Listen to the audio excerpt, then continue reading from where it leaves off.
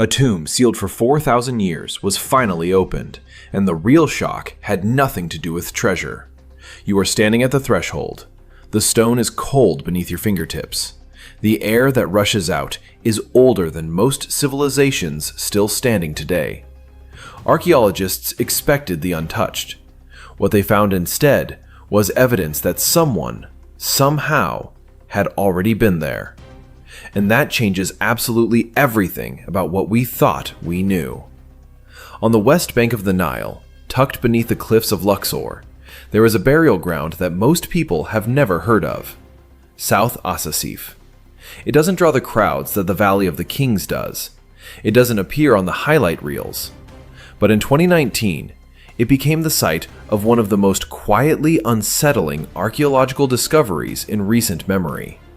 11 sealed burial chambers, 4,000 years of silence.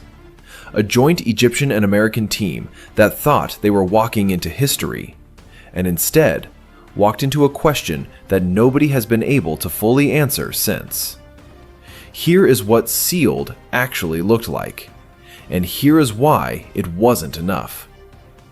On November 9, 2019, Egyptian archaeologist Mohammed Ismail Khaled stood before the press and made an announcement that should have been straightforward.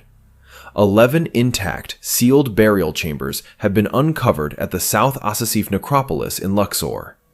Intact, sealed. Those two words carry enormous weight in archaeology.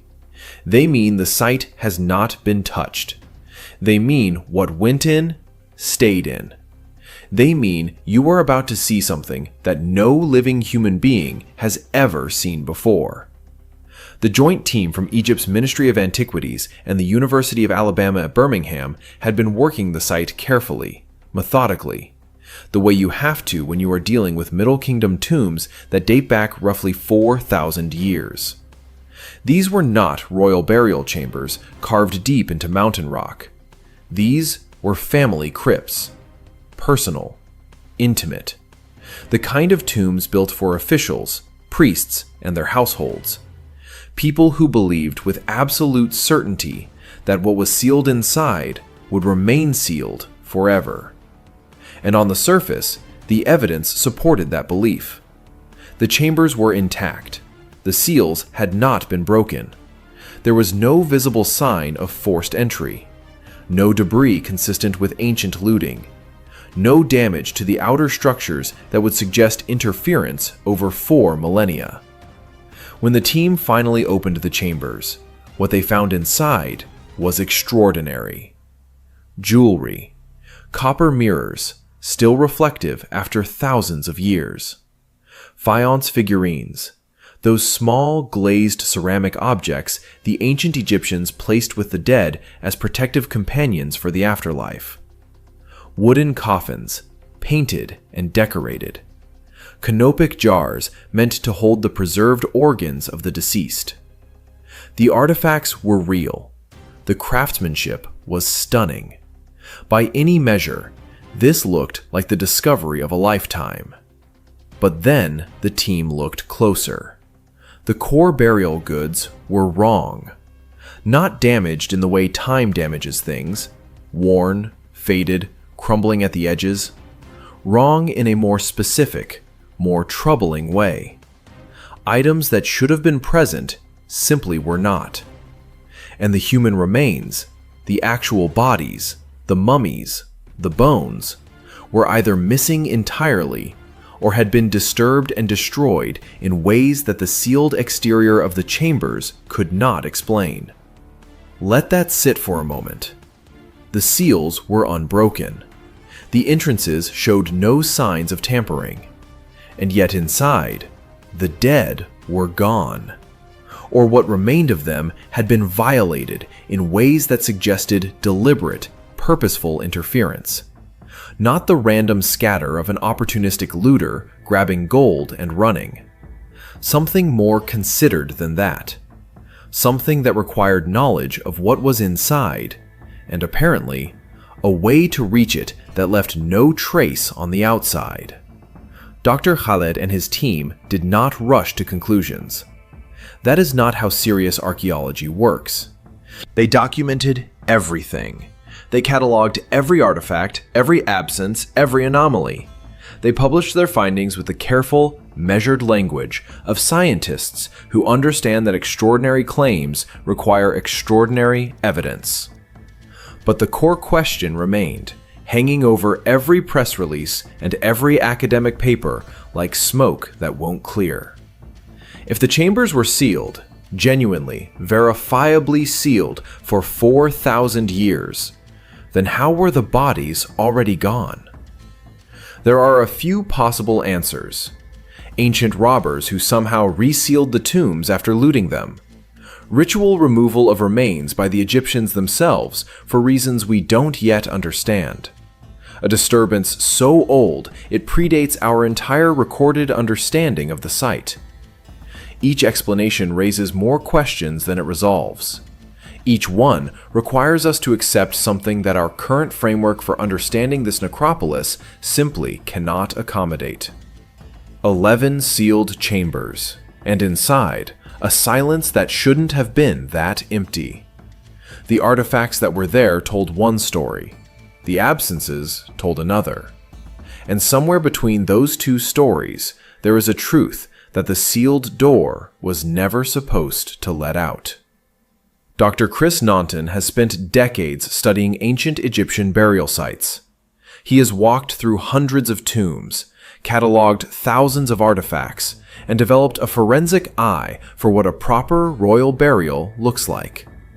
So when he stepped into the sealed chambers of Saqqara's South Necropolis and assessed what the team had found, his verdict was blunt. This was not a burial. This was a crime scene. That is not a metaphor. That is an archaeological conclusion drawn from physical evidence. Here is what the damage patterns told him. The interior walls showed impact marks inconsistent with natural deterioration. Stone that should have been smooth had been chipped, scraped, and forced. Certain recesses, the kind specifically designed to hold canopic jars and ritual objects, had been emptied with obvious intent. Not collapsed, not decayed, emptied.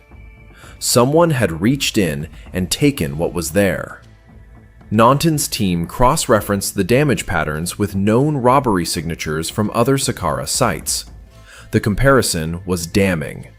The intrusion almost certainly happened before the final closure of the tomb, not centuries later, not during the turbulent intermediate periods when mass looting swept across Egypt, before the door was sealed the last time, possibly within days of the original funeral. Think about what that means for a moment. Someone attended the burial, or knew someone who did. They knew exactly which chambers held the most valuable objects. They moved fast, they moved deliberately, and then they disappeared. And then, somehow, the tomb was sealed again, as if nothing had happened. That last detail is the one that should stop you cold. Because a robbery you can explain. Opportunistic theft, desperate workers, corrupt officials, ancient Egypt had all of those. But someone taking the time to reseal a robbed tomb? That is not desperation. That is a cover-up. That is someone, or a group of someones, who had enough authority to close a royal burial site and enough reason to want the crime hidden. Who had that kind of access 4,000 years ago? Who would have been motivated to erase the evidence rather than report it?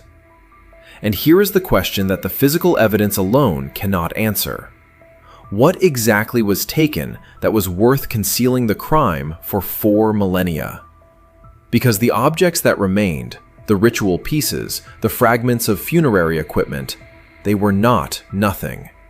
They had value. A looter stripping a tomb for quick profit would have taken everything they could carry. But some things were left behind, which means the robbery was not random. It was selective. Someone knew what they were looking for.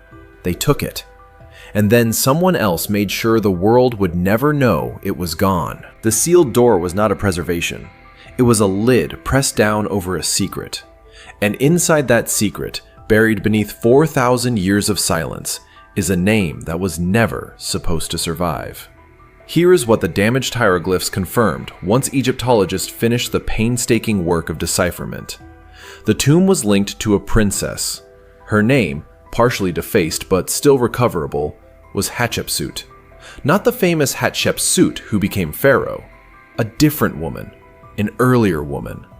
One who shared a name with a queen who would come centuries later, and who left almost nothing behind except the ghost of her identity carved into stone that someone tried very hard to destroy.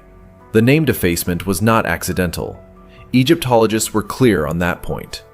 Natural erosion produces uniform degradation across a surface. What they found on the chamber walls was targeted. Specific cartouches, the oval enclosures that identify royal names in hieroglyphic writing, had been deliberately struck. The surrounding imagery was largely intact. The name itself had been attacked. In ancient Egypt, erasing a name was not vandalism. It was annihilation. The Egyptians believed that a person's name was a living part of their soul. To destroy the name was to destroy the person's existence in the afterlife, to unmake them not just from history, but from eternity. It was the most complete form of condemnation a culture could devise. They had a word for it: damnatio memoriae, the damnation of memory. And it was reserved for those who had committed unforgivable offenses against the state, against the gods, or against the throne. Princess Hatshepsut received that punishment. Now consider what was actually found inside her tomb. No treasure cache. The gold, the jewelry, the shabtis, the amulets that would have accompanied a royal burial of this period. All of it gone. But certain ritual objects survived. Pieces with deep religious significance. Objects tied to the funerary rites themselves were still present. Which tells you something important. The people who cleared this tomb were not common thieves. Common thieves take everything. These individuals left the sacred objects and removed the symbols of wealth and status. That is a political act, not a criminal one. Egyptologists studying the site noted that the pattern of erasure and selective removal is consistent with what they call a state-sanctioned damnation. Meaning, the order to erase this princess did not come from outside the palace. It came from within it. Someone in power, someone with authority over royal burial sites and the priests who maintained them, decided that Hatshepsut needed to be unmade. She had no children recorded in any surviving text, no consort, no political alliance that history preserved. She existed, briefly, as a name on a wall, and then she was almost made to not exist at all. Almost. Because here is the open loop that no one has closed. The name survived. Damaged, yes. Partially destroyed, yes. But recoverable. Which means either the erasure was incomplete, or someone stopped it before the job was finished. And if someone stopped it, that means there was opposition. There was a person, or a faction, who wanted Hatshepsut remembered even as another faction tried to erase her. What did she know? What did she do, or witness, or refuse to do, that made her dangerous enough to condemn? And who, 4,000 years ago, quietly ensured that a trace of her survived? Now here is where the ancient crime and the modern world collide in a way that should make you deeply uncomfortable. A 4,000-year-old limestone relief vanished from the Kentika tomb at Saqqara. Not in antiquity. Not during the chaotic decades of early 20th century excavation when artifacts disappeared into private collections with troubling regularity. Recently. The Supreme Council of Antiquities confirmed it. Egyptian authorities launched a full criminal investigation. The theft probe was public, documented, and official. The Kentika tomb is not an obscure site. It belongs to a high official from the Old Kingdom period, a man named Kentika Icheki, who served under the pharaohs of the 6th dynasty. His tomb is decorated with some of the most detailed relief carvings of daily life from that era. Hunting scenes, agricultural scenes, the kind of imagery that tells historians not just about the elite, but about how ordinary Egyptians lived and worked.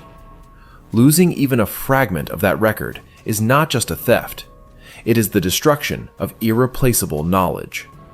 The Egyptian authorities did not use careful language when they addressed the situation.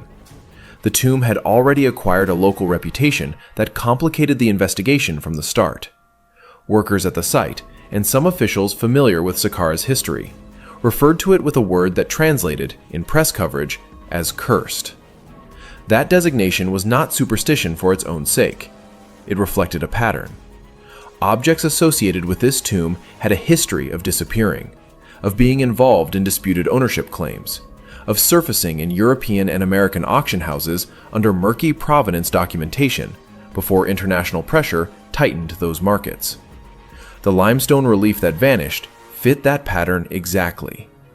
It was the kind of piece that commands serious money in private collections, specific enough to be valuable to a serious collector, old enough to carry prestige, and just small enough to move.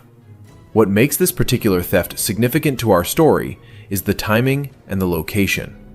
Saqqara was under heightened security during the excavation period when the sealed tombs were being opened. International attention was focused on the site. Cameras were present. Researchers were logging and cataloging around the clock. And still, something walked out. Which raises a question that the ancient robbery evidence from the sealed chambers suddenly reframes in a very modern light. If the original looters 4,000 years ago managed to strip specific objects from a sealed royal tomb, possibly within days of the funeral, while priests and officials and guards were present, then the security of these sites has never been what we assumed. Not then, not now. Ancient robbers may have failed to take everything, but someone in 2024 succeeded where they left off. The Kentika relief is still missing. The investigation produced no confirmed arrests at the time of this production. And somewhere between the first robbery, executed in the weeks after a princess named Hatshepsut was laid to rest, and the most recent one, carried out under modern surveillance, there is a continuous thread. Saqqara keeps its secrets violently. It takes them back when it can.